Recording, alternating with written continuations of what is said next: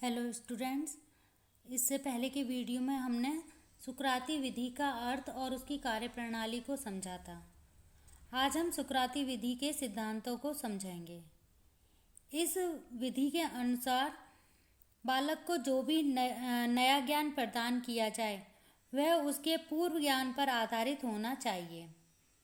सुकराती विधि में छात्रों को जबरदस्ती ज्ञान नहीं दिया जाता है, बल्कि छात्रों को स्वयं ज्ञान प्राप्त करने के लिए उत्साहित किया जाता है। बालकों को उनकी रुचि के अनुसार ज्ञान प्रदान किया जाए और ज्ञान प्रदान करने से पहले बालकों की जिज्ञासा को जागृत किया जाए। इस विधि में बालक द्वारा दिए गए गलत उत्तरों को ठीक करने का ज्ञान दिया जाए। बालकों में प्रश्नों को पूछकर ज्ञान प्रदान किया जाता है, क्योंकि इससे बालक जो ज्ञान प्राप्त करते हैं वह उनका स्वयं का ज्ञान होता है। इस विधि में बालक को स्वयं शिक्षण के लिए प्रेरित किया जाता है। सुकराती विधि प्रश्नोत्तर पर आधारित विधि है। अब है सुकराती विधि के गुण। इसमें पहला गुण है, इस विधि में बालक पर ज्ञान को बाहर से नहीं थोपा जाता है। दूसरा, सुकराती विधि मनोविज्ञान पर आधारित विधि है। यह बालकों की तर्क एवं चिंतन शक्ति के विकास पर बल देती है। यह विधि बालकों की रुचि पर ध्यान देती है।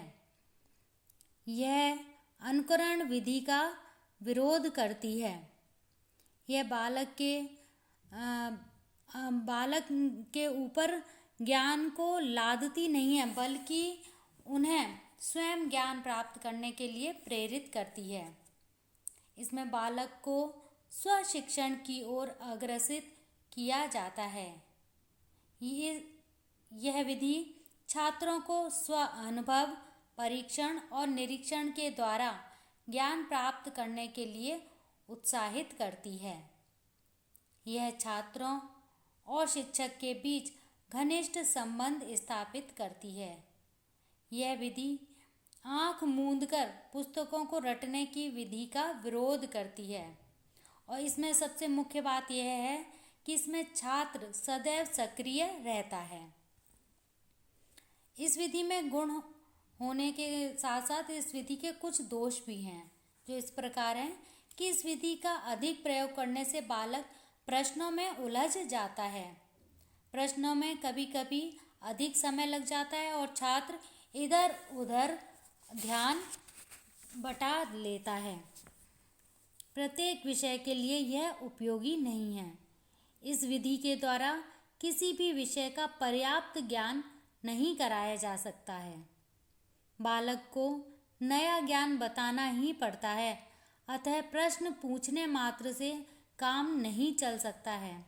वास्तव में सुकराती विधि को हम शिक्षण की एकमात्र विधि नहीं मान सकते, बल्कि यह बताने में ही विधि की सहायक हो सकती है। यह विधि विज्ञान, इतिहास और साहित्य ऐसे विषयों के लिए अनुपयुक्त है, क्योंकि इन विषयों के शिक्षण में प्रश्नों की अपेक्षा वर्णन, विवरण आदि को अधिक महत्वपूर्ण स्थान दिया गया है। इससे यह स्पष्ट होता है कि सुकराती विधि अति महत्वपूर्ण होते हुए भी दोष रहित नहीं है। इस विधि की सबसे तीव्र आलोचना पेस्टोलॉजी ने इन शब्दों में की है: सुकराती विधि अनिवार्य रूप से बालकों के लिए असंभव है, क्योंकि उनके लिए प्रारंभिक ज्ञान की पृष्ठभूमि और अपने विचारों को व्यक्त करने के लिए साध्य साधन भाव दोनों की आवश्यकता होती है। फिर भी हम इस विधि का आवश्यकता अनुसार परिमार्जन तथा संशोधन करके प्रयोग करें तो यह अत्यंत लाभदायक सिद्ध हो सकती है। यदि शिक्षक छात्रों के अर्जित ज्ञान की पूरी जानकारी प्राप्त करके और उनकी मानसिक योग्यता को ध्यान में रखकर पाठ का विकास करे तो इस विधि का बहुत सफलता से प्रयोग किया जा सकता है। तो ये हमारी सुकरात की विधि पूरी हुई। धन्यवाद।